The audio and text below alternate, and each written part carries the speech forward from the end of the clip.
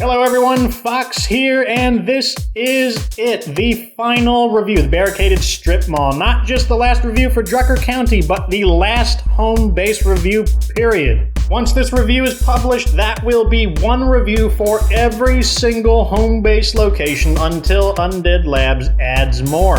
And just like every one of these reviews, we're going to take a look at how good this base is. In the previous episode, I covered the Knights Family Drive-In, and I thought that base was too far away from the rest of Drucker County to be worth it. So let's see if Drucker County can finish off strong with this titanic 8-man base. First, let's talk about the map location, and I would say that this is a pretty okay location, maybe slightly above average, because this large road that it's on does feed into the middle of the map. And driving on the road is a lot more common in Drucker County due to how mountainous it is. It's much harder to go off-road. But it's still not as good as the more centrally located bases like Mike's Concrete, the Vogel House, and Wally's Bar and Grill. But let's actually take a look at what our real estate looks like up close by visiting the location directly. The first thing I notice about this base is that it does feel a little bit cramped despite being an 8-man base, and I found that that's probably because this base has quite a bit of verticality to it. There are several ladders that lead to roof access, and the roof access provides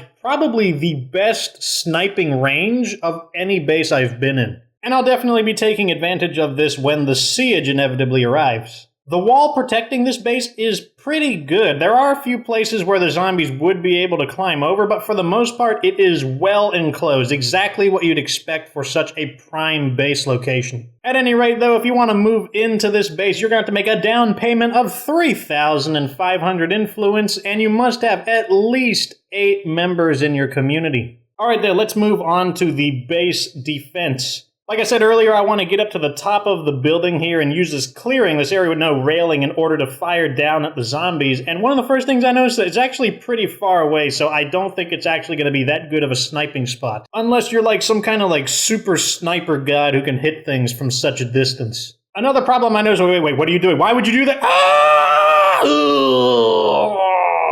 Wait a second, let me see what kind of damage my character took. I've got a fractured disc, I've got sprained wrist, but only about a fifth of my health is lost, so I guess that actually went pretty good. So the thing that I liked about defending this base is that although zombies can approach from other directions besides the front, they pretty much all just voluntarily choose to attack specifically from the front. I would say like 90% of the zombies all came from the front, and this was a maximum level siege, mind you. Only like 1 or 2 zombies appeared on the side. So if the zombies aren't going to take advantage of gaps in the defenses, then those gaps really aren't weaknesses in the base. But enough of that. As you know, the main thing that makes or breaks a base is the facility review, and let's see what we're dealing with. This is the screen you'll be looking at as soon as you buy the base. And I can already see that we've got quite a bit of stuff going on in order to clean up the base and get it fully functional. First off, we have urgent care, which is damaged. It's worthless to us until we get it repaired. We've got a liquor store, which is basically a bonus facility that when we tear it down, we'll get a whole bunch of stuff, including 10 building materials, 12 jugs of ethanol, 1 bottle of 30-year scotch, 1 bottle of imported vodka, and 1 bottle of premium tequila. The alcohol that they give us are basically trade items that we can sell for quite a bit of influence. So this facility was basically like a bonus treasure trove that you tear down for extra stuff. The next one is not a bonus because it's sheltered beds level 2, gives you 3 beds but costs 1 material per day, which is terrible, so we're just going to tear it down to free up the space. And the last one is a laundromat, which is another one of these kind of bonus treasure facilities because when you tear it down, you will get 250 parts. So you clean up facilities and what do you get?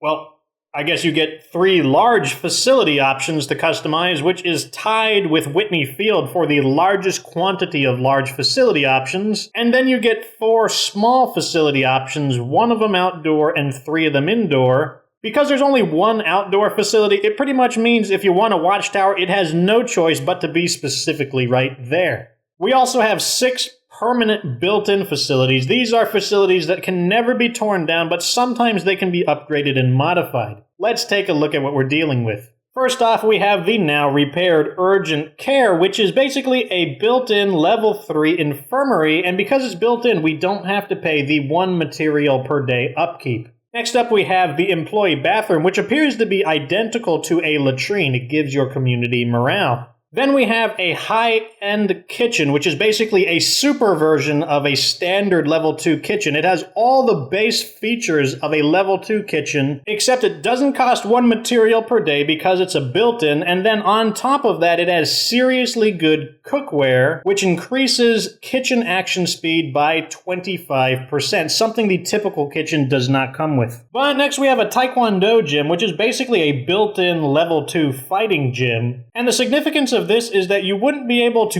get a level 2 fighting gym unless your leader was a warlord. It's typically a warlord exclusive. But the Taekwondo gym allows you to bypass that. As you can see here, it has a number of passive bonuses. 25% faster fighting EXP, 25% faster cardio EXP, plus 20 maximum health, and plus 25 training action speed. The training action speed refers to the progress speed of its own abilities. And the training you can do starts with the fighting regimen, and this basically allows you to pay some resources in order to boost the combat, the fighting EXP of everyone in your community, which is useful if you have a lot of inexperienced members, but pretty useless if everyone is maxed out.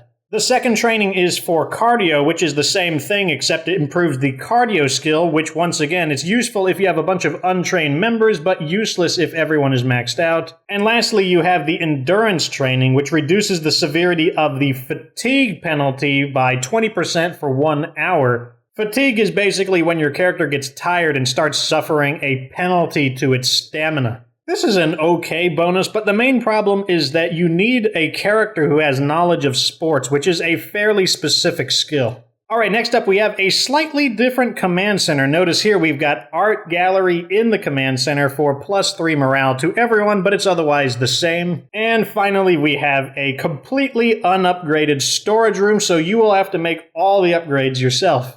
Alright though, it's time to look at my facilities, and I admit I was a little confused on what to put in, but this is what I chose. Take note that I do have a few Red Talon facilities in here. I'm not going to go over what they do. If you want to know what the Red Talon facilities do, check out my Daybreak facility review.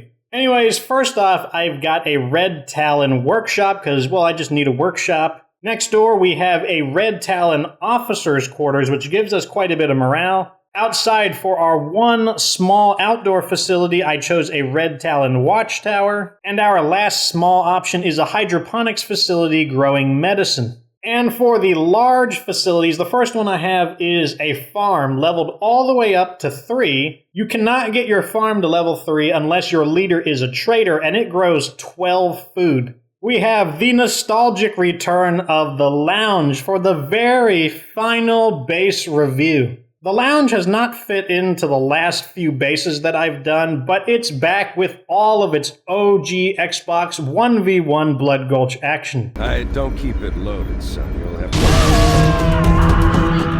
And finally, we have my favorite large facility, which is the Trade Depot. It gives me 200 influence per day, as well as the ability to call in any of the basic wandering traders to my base on demand, so I can trade with them whenever I want. But now it's that time. I need to pronounce judgment on this base. Is the Barricaded Strip Mall good or not? And I don't think it comes as a surprise that it's definitely a very powerful base, but I do have some critiques of it. Now that said, it does have a lot of good stuff going for it, and overall it's more good than bad. The location, for example, is definitely workable. It's about as good as it's going to get for not being in the middle of the map. The defense of the base is easy, it's very painless, but the facilities are kind of hit or miss. What I mean by that is you've got plenty of large facilities, there's no denying that. But you only get 4 small facility options, and although you do get a lot of high quality built-ins, the built-ins can lose a lot of their value, and this is what I mean. The Taekwondo gym loses its value if all of your guys have maxed out skills. The kitchen loses most of its value if no one in your community knows how to cook. And then the employee restroom, the latrine, it's just not a very powerful facility to begin with, which is probably why its effect was merged with the Red Talon officers' quarters. So, if you fall into any of those scenarios I just described, you're going to be wishing that that facility that you can't make use of was just another free open slot.